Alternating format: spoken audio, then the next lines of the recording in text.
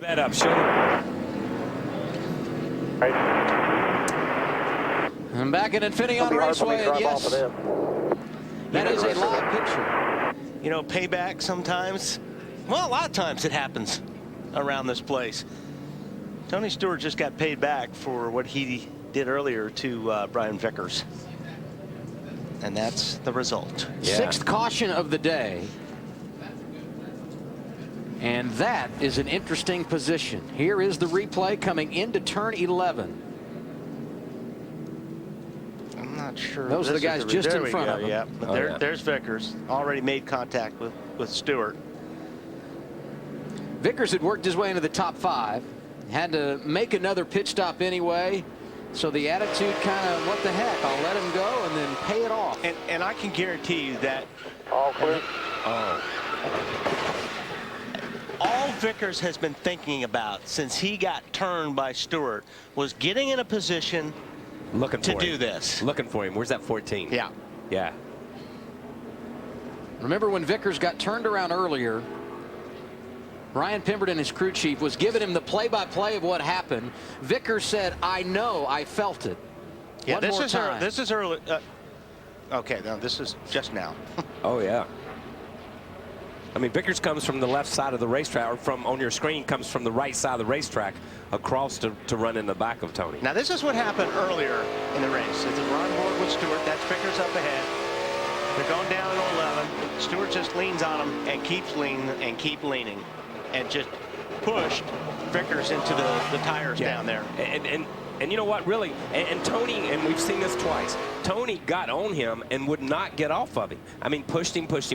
We saw it a little later with Joey Logano. There was no other cars around. It was just a one-on-one, and Joey's like, I'm tired of messing with you. I just pushed you out of the way. That took out one car, the car that was messing with him, just like this accident. I'm not condoning and saying it's right or wrong, but at least he didn't take 5 other guys out. I don't want to be caught in somebody else's mess. Yeah, you know, I don't want to be caught in somebody else's mess. At least Vickers went back and handled this way, and Joey handled his that way. Right, this has been settled, and nobody else had to pay for it. And for all you people at home that don't like it, contact NASCAR at boyshaveatit.com. Okay. And it's not over yet. No. Because if Stewart can get back and get 4 tires on the ground, I believe he'll be back out looking for the 83.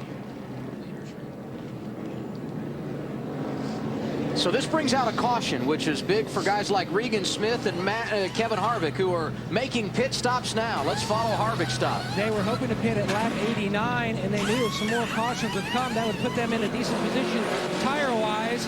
They were just hoping to hit pit road before the caution. Air pressure change for Harvick. He hit pit road in the 3rd spot. Marcus Ambrose, Kyle Busch, Jimmy Johnson. All drivers electing to come down pit road under caution at lap 88.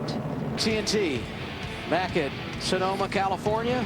Tony Stewart has made the climb off the tires, and he will head to the Sprint Cup Series garage. A beaten-up race car, and Brian Vickers is already there. TNT Race Buddy on NASCAR.com, back and better than ever for the TNT Summer Series. Check out the brand new 360 pit road camera that you can control. There's no better way to enjoy a race than with TNT Race Buddy on NASCAR.com.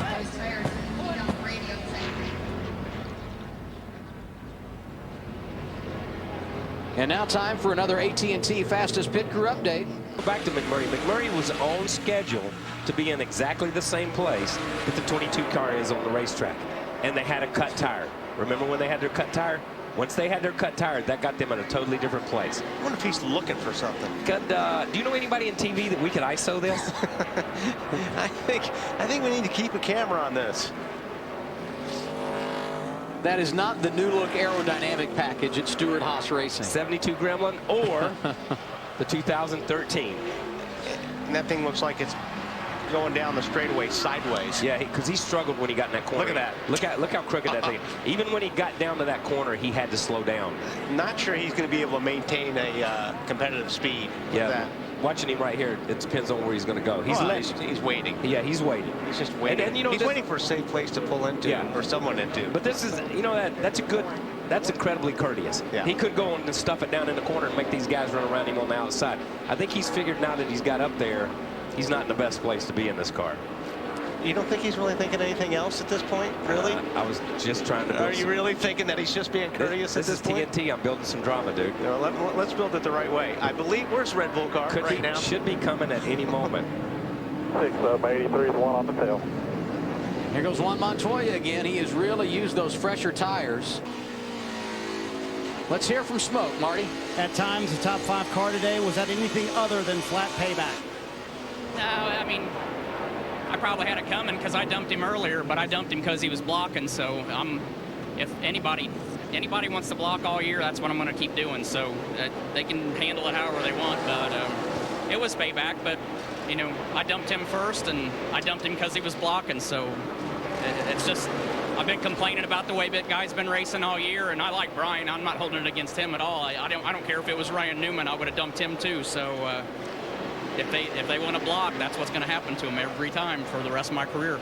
You and I were talking about this last week. Is the lack of respect more prevalent than ever? I don't know if it's lack of respect or guys just pushing the envelope on not working with each other. So there wasn't any reason at the point of the race where he started blocking in the first place. So you know, it didn't make sense to do it, and I'm not going to tolerate it. I don't race guys that way, and I'm not going to let anybody race me that way. So if they block, they get dumped. Plain and simple. Day ends early for Tony Stewart, and he had a top 5 car, Adam. 20 Vickers, Marty. Well, I have to ask him the same question I asked Tony Stewart. Was that anything other on your behalf than payback? Oh, man, I'd love to lie to you, but it wasn't. Don't lie to me, Brian. No, I'm just not my personality.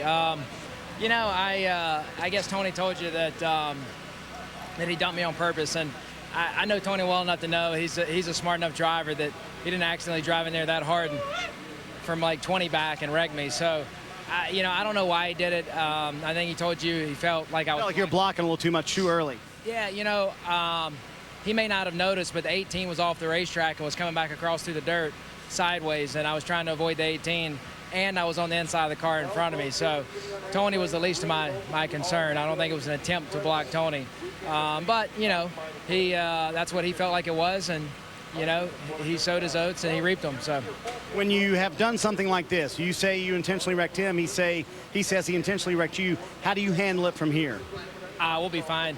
You know, it's funny. I found it ironic that our relationship started in turn 11 in 2004. What happened there? He wrecked me, and then I wrecked him back.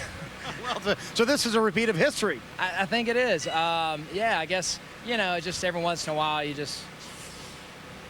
stuff happens. You know, I'm not a scatologist, but it happens.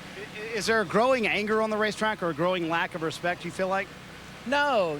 I have a lot of respect for Tony. You kidding me? I had a ball at his Prelude to the Dream. I mean, what a great charity event.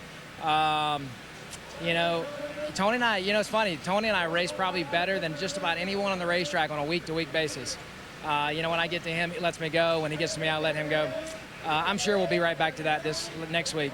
We just had a couple of things to talk about on the racetrack today. All right, so it sounds like these two intentionally wrecked each other, but it's in the past, and they're going to move forward, guys. Yeah, and